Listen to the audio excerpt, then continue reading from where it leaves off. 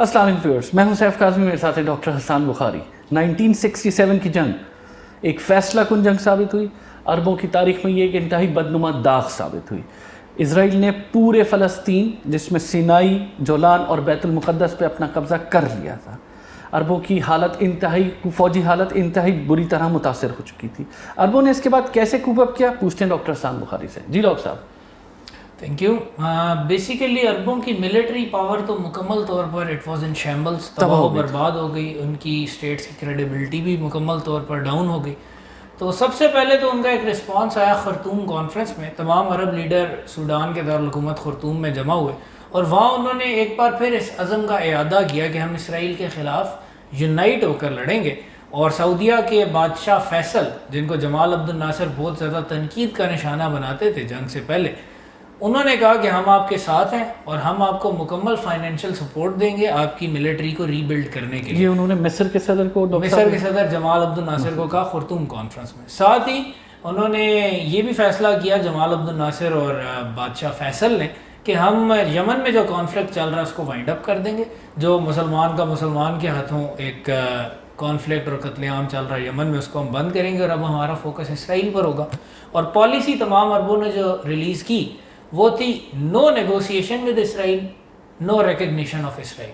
ایک پوری جنگ ہو گئی ڈاکٹر صاحب۔ نہ ان سے ہم بات کریں گے، نہ ہم ان سے نیگوشیٹ کریں گے، نہ ہم ان سے کوئی امن کریں گے۔ 3 نوز، نو پیس، نو نیگوسیشن، نو ریکگنیشن۔ لیکن یہ تو خیر پبلک آئی میں کی گئی باتیں تھیں۔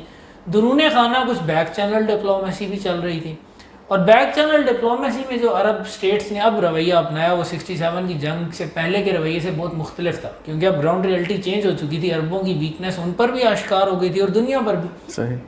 تو عربوں نے اس طرح کی کچھ آفرز دیں کہ اگر سینائی، جولان اور ویسٹ بینک کے جو علاقے اسرائیل نے اس جنگ میں فتح کیے ہیں وہ اسرائیل واپس کر دے تو اسرائیل کی ریکگنیشن کی طرف بڑھا جا سکتا ہے اور ایک امن کی بات ہو سکتی ہے۔ لیکن اسرائیل چونکہ اس دنوں فتح کے نشے میں مخمور تھا تو انہوں نے کوئی ضرورت ایسی محسوس نہیں کی کہ ہم کیوں ہارے ہوئے لوگوں کے ساتھ کمپرومائز کریں، یہ علاقے ہم نے انہیں مار کر حاصل کیے ہیں اور اب ہم کیوں ان کو واپس کریں۔ اور جہاں تک ریکگنیشن کی بات ہے، اسرائیل کا خیال تھا کہ ریکگنیشن تو ان کو جلد یا بدیر عربوں کو دینی ہی پڑے گی۔ ڈاکٹر صاحب، ایک بہت بڑا ٹھیکیدار دنیا میں اس وقت موجود تھا جسے ہم اقوام متحدہ کہتے ہیں۔ اقوام متحدہ کا کیا رول تھا؟ کیا انہوں نے اس جہریت کے اوپر کچھ بات کی، اسرائیل کے اوپر کوئی سینکشنز یا کوئی اس طرح کی چیز کی کہ بھائی آپ یہ جو علاقے جس پہ آپ قابض ہوئے ہیں یہ آپ کو چھوڑنے پڑیں گے؟ یو این کا بھی تو بہت بڑا رول رہا ہے۔ یو این چارٹر ہے، انٹرنیشنل لا ہے کہ جو کہ ورلڈ وار 2 کے بعد بنایا گیا کہ کوئی بھی علاقہ جو کہ جنگ کے ذریعے قبضہ کیا ہو اس پر قبضہ کرنے والے ملک کا قبضہ لیجیٹیمیٹ نہیں ہوتا۔ ٹھیک ہے۔ تو جو یو این ہے اس نے ایک ریزولوشن پاس کیا، ریزولوشن 242۔ اس کے 2-3 نکات تھے۔ ایک تو یہی بات کہ کوئی علاقہ جو جنگ کے ذریعے لیا گیا وہ لیجیٹیمیٹ نہیں ہوتا اور اسرائیل نے جو ٹیریٹریز آکوپائی کی ہیں اسے واپس کرنی ہوں گی۔ ساتھ اس میں یہ بھی تھا کہ ایک یو این میڈیٹر ہوگا جو کہ عربوں اور اسرائیل کے درمیان نیگوسیشن کروائے گا، پیس کروائے گا، کیونکہ عرب اسرائیل کو ریکگنائز نہیں کرتے تھے ایز اے لیجیٹیمیٹ ایکٹر۔ اور تیسری بات یہ تھی، اس میں یہ بات بھی کہی گئی تھی کہ ہر اسٹیٹ کو، اور ہر اسٹیٹ میں اسرائیل بھی شامل تھا، اس کی جو ٹیریٹوریل حدود ہیں اس کے اندر لیجیٹیمیٹلی رہنے کا حق ہے اور امن سے رہنے کا حق ہے۔ بیسیکلی ایک کمپرومائز ریزولوشن تھا کہ عرب ممالک اسرائیل کے ایگزسٹنس کو تسلیم کریں، اسرائیل چھینے ہوئے علاقے واپس کرے اور ایک یو این میڈیٹر کے ذریعے یہ سارا کام سر انجام دیا جائے۔ لیکن اسرائیل نے اس کا جو رسپانس دیا وہ انٹرسٹنگ تھا۔ اسرائیل کا رویہ آپ کو نظر آتا ہے کہ فتح کی ایک ہیوبرس، فتح کا ایک نشہ ان کی ہر بات میں نظر آتا ہے۔ تو جو اسرائیلی وزیر اعظم تھے لیوی اشکول، جن کو ماڈریٹ کہا جاتا تھا کہ وہ ایکسٹریمسٹ نہیں ہے، انہوں نے کہا کہ جی جو یو این میڈیٹر ہے نا، گنر جارنگ سویڈن کے تھے، وہ یو این میڈیٹر تعینات ہوئے تھے۔ ان کا یو این میڈیٹر کا صرف ایک کام ہے، وہ یہ کہ عربوں کو نیگوشیٹنگ ٹیبل پر لے کر آئے اسرائیل کے ساتھ ڈائریکٹ نیگوسیشنز کے لیے، اس کے علاوہ ان کا کوئی کام نہیں ہے۔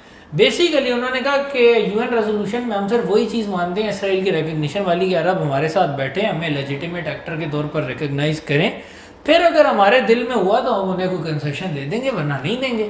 تو اس طرح انہوں نے یو این ریزولوشن 242 کا ایک مذاق صحیح بنا لیا۔ پھر ایک اس میں جملہ تھا کہ دا ٹیریٹریز آکوپائڈ بائی اسرائیل، تو انہوں نے اس کا ترجمہ یہ کیا کہ اس کا یہ مطلب تھوڑی ہے کہ ساری ٹیریٹریز ہم واپس کریں، ہم تھوڑی سی واپس کر دیں گے، اکثر اپنے پاس بھی رکھ سکتے ہیں، ہمارے پاس یہ رائٹ ہے۔ بالکل ٹھکرا دیا انہوں نے بالکل، یعنی کہ یہ کہا نہیں انہوں نے، لیکن عملی طور پر انہوں نے یو این ریزولوشن 242 کو رد کر دیا۔ ڈاکٹر صاحب کوئی سینکشنز وغیرہ کوئی چیز اس طرح یو این کی طرف سے امپوز کچھ نہیں ہوا؟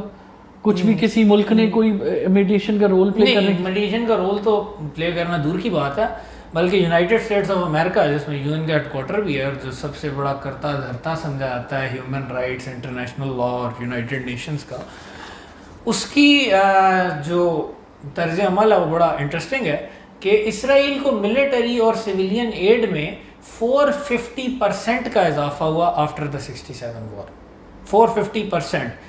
اکتوبر 1967 میں ہی امریکی صدر لنڈن بینس جانسن نے اسرائیل کو کہا کہ ہم آپ کو ہر قسم کی سپورٹ دیں گے اور جدید ترین F-4 فینڈم طیارے اور اسکائی ہاکس بھی دیں گے تاکہ آپ کی جو ایک ایئر سپیریورٹی ہے، ایئر سپریمیسی ہے، وہ مزید برقرار رہے اور زیادہ آپ کے حق میں پلڑا جھک جائے۔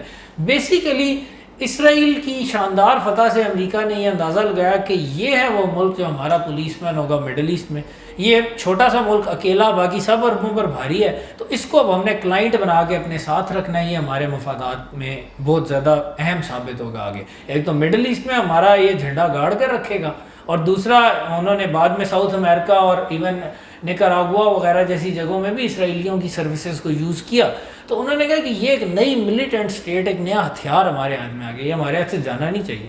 اور اس بیس پہ ان کی پالیسی اگین ہمیشہ کی طرح کہتے وہ کچھ ہے کرتے وہ کچھ ہے، پالیسی ان کی ہمیشہ ریئل پولیٹک ہی رہی ہے، ہمیشہ انہی چیزوں پر بیس رہی ہے کہ ہمارے اپنے ملک کا اسٹریٹجک فائدہ کیا ہے، اور انہیں اس وقت اسٹریٹجک فائدہ اس چیز میں نظر آیا کہ اسرائیل کو ملیٹریلی اور مضبوط کیا جائے۔ تو اس میں اسرائیل چاہے فلسطینیوں کو بلڈوز کر دے، چاہے آدھا مڈل ایسٹ فتح کر لے جنگ کر کے، اس سے کوئی فرق نہیں پڑتا تھا۔ انہوں نے اپنی اسٹریٹجک مفادات دیکھے اور اس کے تحت جو انہیں اسٹریٹجی بہتر لگی وہ یہ تھی کہ اسرائیل کو زیادہ آرم کیا جائے، زیادہ مضبوط بنایا جائے، تو وہ اسٹریٹجی پر چلے۔ اور امریکہ نے جب یہ طرز عمل شو کیا تو ساری دنیا کو نظر آ گیا کہ UN ریزولوشن 242 ہو، 2042 بھی پاس کر لیں، فرق کوئی نہیں پڑتا، امریکہ ان کے پیچھے موجود ہے اور کوئی بھی اسرائیل کو مجبور نہیں کر سکتا کہ وہ UN کی اتنی سی بھی بات مان لے۔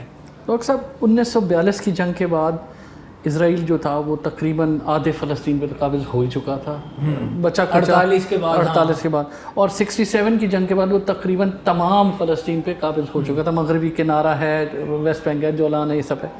فلسطینیوں کی ذاتی کیا سوچ تھی اس کے بعد، ان کی کیا اسٹرگل تھی، کیا انہیں کچھ فیوچر نظر آ رہا تھا اپنے؟ اب وہ ان کی سچویشن اب اگین بہت زیادہ انفارچونیٹ لگتی ہے۔ 48 میں 80% فلسطین پر اسرائیل نے قبضہ کر لیا، پیچھے رہ کے گیا غزہ کی چھوٹی سی پٹی اور ویسٹ بینک کا علاقہ اور مشرقی یروشلم، یہ علاقے 67 میں اسرائیل لے گیا، کچھ بھی نہ بچا۔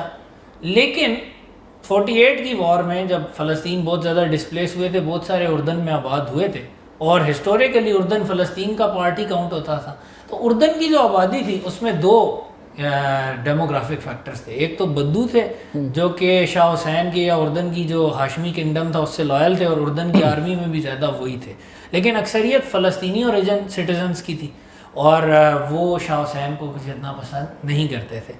اب جب 67 کی وار میں تمام عرب سٹیٹس پٹ گئیں اور جنہوں نے فلسطینیوں کی داد رسی کی یقین دہانی کرائی تھی، جمال عبد الناصر نے، شام نے، سارے بری طرح پٹ گئے، تو اب یاسر عرفات جو فلسطینی تنظیم فتح کے سربراہ تھے، انہوں نے بوانگ دول یہ کہا کہ جی ہم اب خود جنگ کریں گے، ٹھیک ہے، عرب سٹیٹس تو فیل ہو گئی لیکن ہم جنگ چھوڑیں گے نہیں، اور انہوں نے اسرائیل میں حملے جاری رکھے، اور جو لانچ پیڈز تھے وہ اردن کے اندر تھے کیونکہ اردن میں فلسطینی آبادی بھی تھی، پھر اسرائیل کا سب سے بڑا بارڈر بھی اردن سے ملتا تھا، تو انہوں نے ادھر لانچ پیڈز کچھ بلڈ کیے اور ادھر سے اسرائیل کے اندر ریڈز کیے، اور اسرائیل اس کا رسپونڈ دیتا تھا بڑا ایگریسولی۔